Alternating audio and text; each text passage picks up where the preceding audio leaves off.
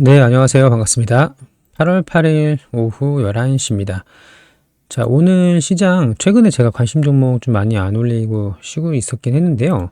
최근에 시장이 좀 폭락한 것도 있었고, 어떤 종목이 시장 주도주가 될 것인지, 이 부분에 대해서도 고민을 많이 했습니다. 그리고 좀 저녁 시간에 많이 피곤해가지고, 자, 우선 11시가 이제 됐고요. 자, 최근 시장 흐름을 살펴본다면 간단하게만 정리하도록 할게요. 자, 차트를 다른 거로 바꿔놓고 말씀을 드리겠습니다. 좀 깔끔한 걸로.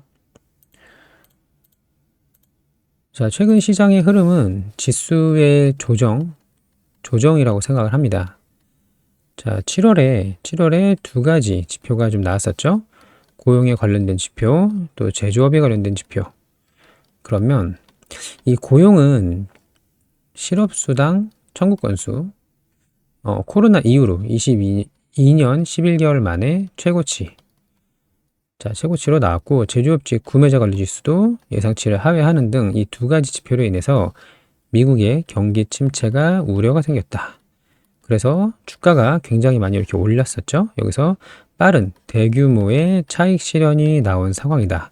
자, 하지만 7월에 이 두 가지 지표만 가지고서 경기 침체를 예단하기는 어려운 상황이고 8월 지표도 봐야 하고요. 자, 또 하나는 경기 침체를 해소하기 위해서는 금리 인하가 매우 중요한데 FOMC가 지금 3번 남았습니다. 올해 9월, 11월, 12월 3번 남았는데 9월에 시장에서는 50bp 빅스텝을 기대하고 있는데 연준에서는 25bp에 대한 뉘앙스를 풍기면서 실망을 했죠.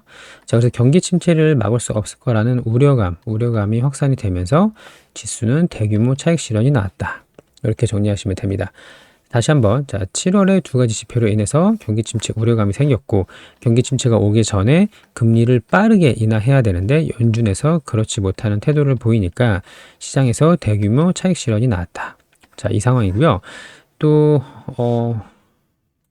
여기에 추가로 엔캐리, 엔화로 투자를 했던, 그동안 너무 쌌던 엔화를 이용해서 투자했던 투자금이 전부 다 회수가 되는 이제 엔캐리 현상 플러스 중동 전쟁의 확산 리스크.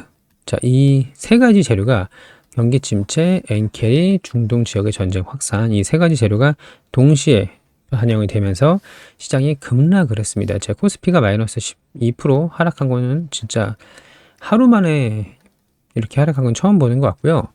코로나 때 이렇게 천천히 5%, 6%, 5%막 이렇게 연속으로 빠진 건 본 적 있습니다만 하루 만에 이렇게 크게 충격을 왔던 건 처음인 것 같아요. 어쨌든 세 가지 악재가 시장에서 모두 반영이 되었고 제 생각에는 지정학적 리스크, 중동 전쟁으로 인한 리스크는 시간이 걸리면 해결이 될 것이다 라고 생각을 하고 있어요. 자, 러시아, 우크라이나도 아직 전쟁을 하고 있고 또 하마스하고 이스라엘도 마찬가지로 작년부터 전쟁을 하고 있는데 자, 결국 시간이 지나면 남의 나라 이야기가 됩니다. 자, 물론 3차 세계대전이나 핵전쟁에 대한 우려도가 나오고 있는데 여기까지 가기는 쉽지 않을 것 같고 사실 이스라엘 배후에는 미국이 있기 때문에 이렇게까지 확산되기는 어려울 것이다. 자, 중동 전쟁 지역 리스크는 시간이 걸리는 일이다. 자, 그러면 경기 침체는 어떻게 될까요? 금리를 내리면 됩니다. 금리 인하를 하면 되고 8월 지표를 봐야겠습니다만 금리를 앞으로 이제 올해 3회 적어도 빅스텝을 2번 정도만 밟아준다면 그 다음 25bp만 하더라도 1% 이상 1.25%가 하락을 하기 때문에 충분히 괜찮을 거로 생각을 하고 있습니다. 자, 그리고 엔캐리도 시간이 지나면 좀 지켜봐야겠습니다만 일단은 대규모의 자금의 회수 지난 이후에 다시 엔비디아의 실적 그리고 빅테크 기업들의 실적들 확인을 하면서 지수 추종을 해야겠지만 우선 당분간은 제가 오늘 이런 말씀을 드리는 이유가 뭐냐면 자, 8월 15일에 엔비디아의 실적 발표가 있고요. 전 세계 대장주죠. 지금 경기 침체에도 있고요. 인공지능 산업의 성장이 끝났냐라는 이런 의심도 있습니다. 산업 성장이 끝났냐? 이거는 엔비디아가 실적 발표로 보여줄 것이다. 그리고 9월 22일 FOMC 회의까지는 이렇다 할 지수가 반등할 만한 재료가 없는 상황이기 때문에 그 전까지 즉 8월이랑 9월 초 정도까지는 테마주가 시장의 주도주가 될 수밖에 없다. 테마주. 그렇게 이해하시면 될 것 같고요. 지수가 상승을 다시 하면 테마주는 자연스럽게 죽을 겁니다. 지수가 조정을 받거나 하락장일 때 테마주가 극성을 부리기 마련인데 결국에는 8월에서 9월 초까지는 테마주가 시장 주도주가 될 것이고 현재 주도주는 뭐죠? 중동 전쟁 관련주, 또 미국 대선 관련주, 그리고 코로나 진단 키트가 되겠습니다. 자, 오늘도 상승률 상위를 보면은 대부분의 종목이 다 진단 키트 관련주입니다. 저는 조금 더 상승할 가능성이 좀 있다고 생각을 하는데요. 자, 여기 보시면 그린 생명과학 뭐였죠? KPX 생명과학, 과거에 사명 바꾼 거 KPX 생명과학입니다. PCL도 뭐죠? 진단 키트죠. 블레드엑스는 이제 개별 종목이고 진메트릭스 마찬가지로 진단 키트. 또 블루엠텍은 저기 뭐야, 비만 치료제 관련주, 저 관심 종목으로 넣어놨던 거. 그리고 서울제약도 마찬가지로 다 코로나 관련주입니다. 전부 다 코로나 관련주예요. 녹십자, KM 뭐죠? 마스크, 오상헬스케어 코로나, 미코바이오 뭐죠? 당연히 코로나, 분자진단, 시젠 알고 계시고 휴마시스. 자, CS 윈드만 실적이 좀 상당히 잘 나왔던 걸로 좀 알고 있는데 특히 이제 월즈 부대통령, 이게 CS 윈드가 바이든 대통령 그 후보일 때 2020년도였죠. 이때 풍력 대장주였습니다. 풍력 대장주 한 5배 올랐어요. 2만 원에서 10만 원까지 5배 올랐던 풍력 이제 대장주인데 결국에는 이제 민주당 관련주, 민주당의 정책, 미국 민주당 말씀을 드리는 겁니다. 공화당하고 민주당이 있죠. 자, 이런 내용이고 나머지 대부분은 드림 CIS 마찬가지고 다 코로나 관련주입니다. 그렇게 이해하시면 될 것 같고요. CS 윈드를 좀 관심 종목으로 넣고 싶습니다. 오늘 거래대금이 3,500억이 좀 터졌고요.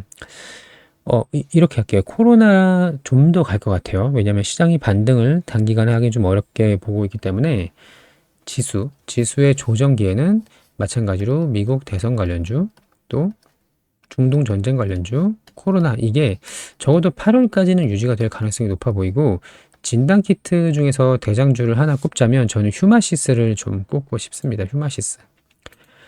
자, 그러면 이렇게 할게요. 날짜를 여기다가 휴마시스 그리고 CS 윈드 넣고요. 홍구석유 넣고, 홍구석유는 들어가 있다고 하네요. 자, 8월 1일에 관심 종목에 넣어놨네요. 자, 그러면 여기 메모를 입력을 해서 오늘이 8월 8일.